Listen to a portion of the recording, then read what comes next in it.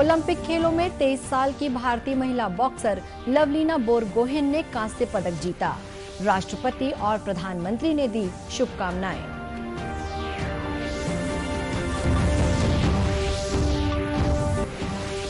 छत्तीसगढ़ सहित देश भर में कोरोना टीकाकरण अभियान जारी। अब तक 48 करोड़ 52 लाख से अधिक कोविड टीके लगाए गए।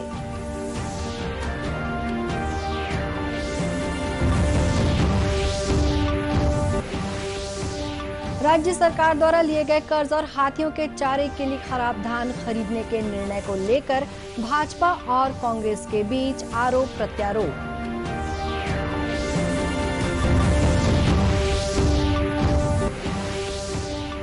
और प्रदेश के माओवाद प्रभावित क्षेत्रों में अनुसूचित जनजाति वर्ग के खिलाफ दर्ज सूक्ष्म मामलों को वापस लेने की प्रक्रिया शुरू। राजनांदगांव जिले में 245 प्रकरण वापस लिए गए।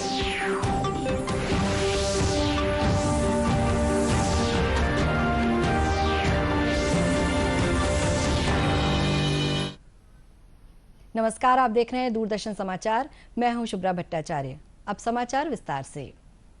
ओलंपिक खेलों में 23 साल की भारतीय महिला बॉक्सर लवलीना बोरगोहेन ने कांस्य पदक जीता है। सेमीफाइनल मुकाबला हारने के बावजूद लवलीना ने इतिहास लिख दिया। 69 किलोग्राम वेट कैटेगरी के इस मुकाबले में लवलीना वर्ल्ड की नंबर 1 बॉक्सर तुर्की की बुसेनाज सुरमेली के खिलाफ मैदान पर उतरी थीं। लवलीना ओलंपिक में भाग लेने वाली असम की पहली महिला खिलाड़ी हैं। सेमीफाइनल मुकाबले के बाद लवलीना ने कहा, पदक जीतने की खुशी है, पर जितना सोचा था उतना हासिल नहीं कर पाई। राष्ट्रपति रामनाथ कोविंद ने ट्वीट संदेश के जरिए लवलीना को बधाई देते हुए कहा कि इस सफलता से युवाओं, विशेषकर महिलाओं को प्रेरणा मिलेगी। प्रधानमंत्री नरेंद्र मोदी ने लवलीना से फोन पर बात कर उन्हें पदक जीतने की शुभकामनाएं दी। केंद्रीय खेल मंत्री अनुराग ठाकुर ने भी लवलीना को शुभकामनाएं दी हैं। छत्तीसगढ़ सहित देश भर में कोरोना टीकाकरण अभियान जारी है। देश में अब तक 48 करोड़ 52 लाख से अधिक कोविड टीके लगाए जा चुके हैं। कल 62,53,000 से ज्यादा टीके लगाए गए। केंद्र सरकार के अनुसार राज्यों और केंद्र शासित प्रदेशों को अब तक 50 करोड़ 37,000 से ज्यादा टीके उपलब्ध कराए गए हैं। 2 करोड़ 60,000 से अधिक टीके अभी भी राज्यों के पास उपलब्ध हैं। वहीं विभिन्न राज्यों को 49,19,000 टीके जल्द ही दिए जाएंगे। इधर छत्तीसगढ़ में अब तक 1 करोड़ 24 लाख से अधिक कोविड टीके लगाए जा चुके हैं। इनमें से 99,78,000 से ज्यादा लोगों को पहला टीका लगा है, जबकि 23,81,000 से अधिक लोगों को कोविड का दोनों टीका लगाया जा चुका है। इस बीच केंद्रीय स्वास्थ्य मंत्रालय ने बताया है कि कल 42,625 नए मामलों की पुष्टि हुई। वहीं कल 36,600 से अधिक मरीज स्वस्थ हुए। इस समय देश में 4,10,000 से अधिक लोगों का इलाज चल रहा है। वहीं कोरोना से स्वस्थ होने की दर 97% से अधिक है। अब तक 3 करोड़ 9 लाख से अधिक लोग कोरोना संक्रमण से मुक्त हो चुके हैं। वहीं छत्तीसगढ़ में कल 142 नए मरीजों की पहचान हुई। राज्य में करीब 1,800 मरीजों का इलाज विभिन्न अस्पतालों और होम आइसोलेशन में चल रहा है। केंद्रीय मंत्रालय के अनुसार देश में कोरोना जांच की संख्या में तेजी लाई गई है। अब तक 47 करोड़ 31 लाख लोगों की कोविड जांच की जा चुकी है। वहीं छत्तीसगढ़ में कल 40,000 से अधिक लोगों की कोरोना जांच की गई। इस बीच राज्य सरकार ने वायु मार्ग से छत्तीसगढ़ आने वाले यात्रियों के लिए संशोधित निर्देश जारी किया है। इसके अनुसार इन यात्रियों के लिए कोविड-19 की RT-PCR जांच की नेगेटिव रिपोर्ट दिखाना अनिवार्य होगा। ये नई व्यवस्था 8 अगस्त से लागू की जाएगी।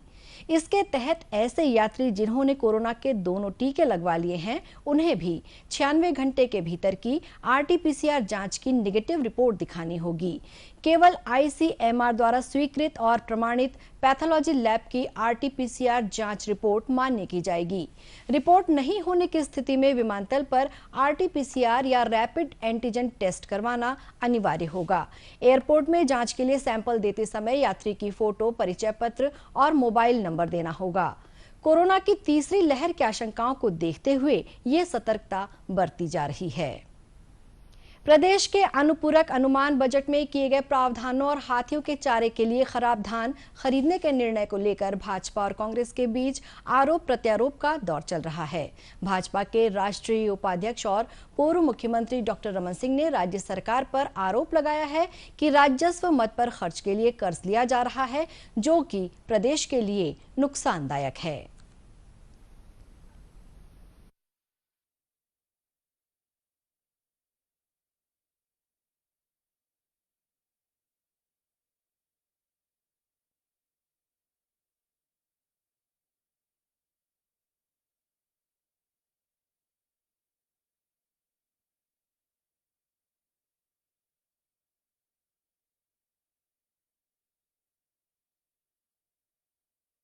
इसमें प्राथमिकता ये है कि जब पूंजीगत जो है कम होते जाते हैं, ब्याज बढ़ता जाता है, तो आपके पास डेवलपमेंट के लिए पैसे बचते नहीं हैं। हमने जो कर्ज लिया था सड़क, पुलिया, स्कूल, अस्पताल के लिए लिया था, ये जो कर्ज ले रहे हैं वो ऐसे उत्पादक हैं जो राजस्व मद में खर्च हो रहे हैं। पूंजीगत व्यय में लिया गया कर्ज कभी खराब नहीं होता। पूंजीगत एसेट्स निर्माण के लिए लिया गया कर्ज हमेशा अच्छा होता है, क्योंकि स्टेट की प्रॉपर्टी बन जाती है। मगर राजस्व मद में किया गया खर्चा यानी अब हमेशा सरकार के लिए नुकसानदायक होता है। और अभी जो बढ़ रहा है वो राजस्व मद में ज्यादा से ज्यादा कर्जा लो और बांटो। दूसरी ओर कृषि मंत्री रविंद्र चौबे ने भाजपा के आरोपों का खंडन किया है। उन्होंने कहा है कि स्वास्थ्य, पेयजल, सड़कों और अधोसंरचना का विकास सरकार की प्राथमिकता में शामिल है और इस दिशा में कार्य किया जा रहा है। किया जाएगा इंफ्रास्ट्रक्चर डेवलपमेंट के लिए, इसीलिए रोड डेवलपमेंट कारपोरेशन बनाया गया है और उसको लगातार राशि दी जा रही है। और छत्तीसगढ़ सरकार की प्राथमिकता में आप बजट भी देखेंगे, अनुपूरक बजट भी देखेंगे, तो पहला काम है हेल्थ, जिसके लिए अनुपूरक में राशि दिया गया है। दूसरा काम है पेयजल, जल जीवन मिशन के लिए राशि दिया गया है। और तीसरा प्रमुख काम है सड़कों का विस्तार और इंफ्रास्ट्रक्चर का डेवलपमेंट। अभी तो शुरू हुआ है ना, इस साल के बजट से राशि आना शुरू हुआ है। हमने कुछ राशि कर्ज के रूप में लिया है। सड़कों को चिन्हित करने का काम अभी कुछ महीने ही शुरू हुआ है। आने वाले समय में ये सड़कें आपको दिखाई देंगी। वहीं पूर्व मुख्यमंत्री डॉक्टर सिंह ने राज्य सरकार द्वारा हाथियों के चारे के लिए खराब धान की खरीदी की योजना पर भी सवाल उठाए। ये अद्भुत बात है कि ऑक्शन में तो 1400 रुपए में बिक रहा है धान, और हाथी को खिलाने के लिए सड़ा धान 2000 में खरीदेगा फॉरेस्ट विभाग। ये भी अद्भुत विभाग है फॉरेस्ट। यदि हाथी को खिलाने के लिए जिस हाथी का रूट अभी तक तय नहीं हुआ है, वो हाथी को खिलाने के लिए धान को क्या पूरे जंगल में फैला देंगे? क्या हाथी के लिए जैसे गौठान योजना बनाया वैसी कोई योजना बनाने वाले हैं? मंत्री श्री चौबे ने कहा है कि आमतौर पर यह देखा गया है कि गांव के जिस घर में महुआ या धान होता है, हाथी वही हमला करते हैं। श्री चौबे ने कहा कि ग्रामीणों को जानमाल के नुकसान से बचाने के उद्देश्य से सरकार हाथियों के लिए चारा उपलब्ध कराने पर विचार कर रही है।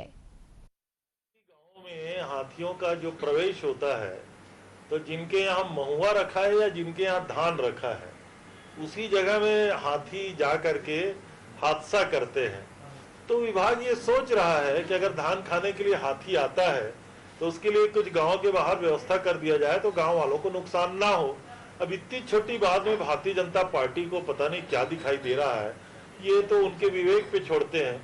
लेकिन ये हाथी मानव द्वंद्व को रोकने की दिशा में वन विभाग का एक पहल मात्र है, इसमें और कोई बड़ी बात नहीं है।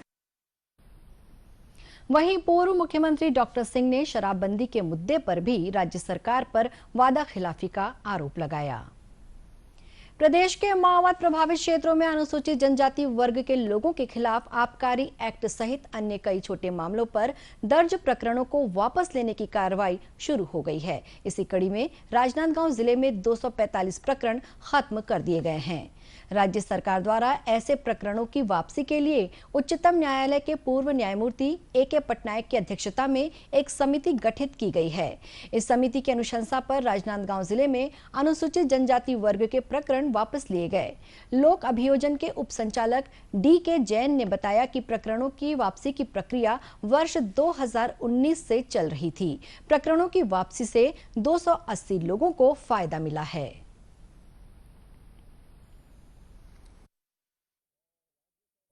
एसटी वर्ग के जो लोग हैं, नक्सली क्षेत्र में रहते हैं, उनके प्रकरण वापसी के लिए पटनायक कमेटी का गठन किया था। जिला राजनांदगांव में कुल 245 केस जो है वापसी की अनुशंसा हुई थी, उसमें 280 आरोपी को इसका लाभ मिला है। और जिला राजनांदगांव में हम लोग प्राथमिकता के आधार पर कलेक्टर सर के निर्देश पर सभी मामलों को वापस कराने में सफल हो गए हैं और यह प्रक्रिया वर्ष 2019 से चल रही थी, जो अभी पूरी हो चुकी है। राजनांदगांव जिले में इस प्रक्रिया के तहत 198 आबकारी के और 5 माओवादी मामलों में दर्ज प्रकरणों को वापस लिया गया है। भाई बहन के स्नेह का पवित्र पर्व राखी इसी महीने मनाया जाना है। इस बार इस त्योहार को भी वोकल फॉर लोकल को बढ़ावा देते हुए मनाने की तैयारियां शुरू कर दी हैं। इस मुहिम को आगे बढ़ाने में कोरबा जिले में स्व सहायता समूह की महिलाओं का बड़ा योगदान है। राष्ट्रीय ग्रामीण आजीविका मिशन के तहत कटघोरा धवईपुर की महिलाओं ने पहले तो राखी बनाने का प्रशिक्षण लिया। इसके बाद रेशम के धागे में धान, चावल, रुद्राक्ष, गेहूं और अलग अलग तरह के बीजों के इस्तेमाल से तरह तरह की आकर्षक राखियां तैयार की जा रही हैं। संगठन की फूल कुमारी मरकाम ने बताया कि राखियों के इस व्यवसाय से उन्हें पिछले वर्ष भी मुनाफा हुआ था। इस वर्ष इसे और बढ़ाने की कोशिश की जा रही है। हम लोग 10,000 राखियां बनाई थी और 18,000 का मुनाफा हुआ था और इस साल दीदियां बहुत उत्साहित हैं कि उससे ज़्यादा मुनाफा हो, उससे ज़्यादा आवक हो, जिससे इनका घर अच्छे से चल सके। महिला संगठन की सदस्य पिंकी महंत ने बताया कि महिलाओं को रोजगार का साधन उपलब्ध कराने के उद्देश्य से ये काम किया जा रहा है। कि सब जितना हमार महिला संगठन के लेडीज मन है ते मन सब बढ़िया ला थोड़ा थोड़ा रोजगार मिले और अपन घर खर्चा बर एमन जुड़े रहे। सहायक ग्राम विकास विस्तार अधिकारी खगेश निर्मलकर ने बताया कि इन राखियों की बिक्री ऑनलाइन भी की जा रही है। स्वदेशी और परंपरागत रूप से तैयार ये राखियां छत्तीसगढ़ की थीम पर आधारित हैं। राखियां दीदियां यहाँ पे जो बना रही हैं वो बिल्कुल स्वदेशी और परंपरागत राखियां हैं और ये सारी राखियां जो है वो छत्तीसगढ़ के थीम पे हम बना रहे हैं। छत्तीसगढ़ में जो चीज़ें हमारे लिए पास हैं वो सारी चीज़ों का उपयोग हम कर रहे हैं। आप देख रहे हैं यहाँ पे पैरा से राखियां बन रही है, नारियल के छिलके से राखियां जो है वो तैयार की जा रही हैं, रखिया के बीज से जो है राखी तैयार किया जा रहे हैं। फिर साथ ही विभिन्न प्रकार के जो खाद्यान्न हैं, चाहे वो चावल हो, गेहूँ हो, दाल हो, उनसे भी हम राखियां जो हम यहाँ पे बना रहे हैं। कोरबा के जिला कलेक्टर रानू साहू ने लोगों से अपील की कि वे स्वदेशी राखी ही खरीदें। हमारी जो स्व सहायता समूह की बहनें हैं, दीदियां हैं, उन्हें बनाने के अलावा विभिन्न कार्यों का प्रशिक्षण दिया गया है और ये देखा गया है कि ये महिलाएं जो है बहुत ही सुंदर आकर्षक राखियां बना रही हैं और बाजार में अभी विदेशी राखियां या बाहर की राखियां जो उपलब्ध हैं, ये राखियां उन राखियों को रिप्लेस कर रही हैं, बहुत ही मनमोहक है। और जिले की जनता से मेरा यही आग्रह है कि हमारी जो बहनें और दीदियाँ ये राखी बना रही हैं लोकल लेवल पर, इन्हीं का ही प्रयोग जो है रक्षाबंधन के दिन करें। कोरबा की तरह ही राज्य के अन्य जिलों में भी महिला समूह स्वदेशी राखियां तैयार कर आत्मनिर्भरता को मजबूत करने में जुटी हुई हैं। दूरदर्शन केंद्र रायपुर से प्रसारित होने वाले प्रादेशिक समाचार को आप YouTube पर भी देख सकते हैं। हमारे YouTube channel Chhattisgarh DD news channel पर प्रादेशिक समाचार उपलब्ध रहेगा। YouTube चैनल का लिंक और QR कोड आप स्क्रीन पर देख सकते हैं। अपने एंड्रॉइड फोन से QR कोड स्कैन कर आप छत्तीसगढ़ डीडी न्यूज लिंक पर जा सकते हैं। इसके अलावा छत्तीसगढ़ डीडी न्यूज फेसबुक और ट्विटर पर भी उपलब्ध है। अंत में मुख्य समाचार एक बार फिर। ओलंपिक खेलों में 23 साल की भारतीय महिला बॉक्सर लवलीना बोरगोहेन ने कांस्य पदक जीता। राष्ट्रपति और प्रधानमंत्री ने दी शुभकामनाएं।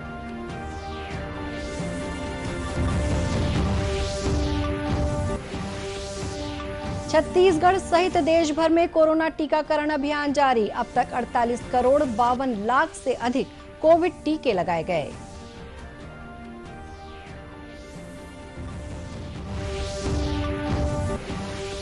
राज्य सरकार द्वारा लिए गए कर्ज और हाथियों के चारे के लिए खराब धान खरीदने के निर्णय को लेकर भाजपा और कांग्रेस के बीच आरोप प्रत्यारोप।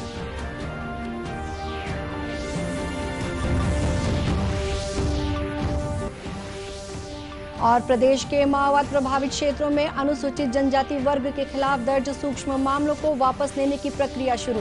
राजनांदगांव जिले में 245 प्रकरण वापस लिए गए। कोरोना से बचाव के लिए मास्क, सैनिटाइजर के साथ ही सोशल डिस्टेंसिंग का भी पालन करें। कोरोना को हराना है, मास्क जरूर लगाना है। इसी के साथ ये समाचार बुलेटिन समाप्त हुआ। नमस्कार।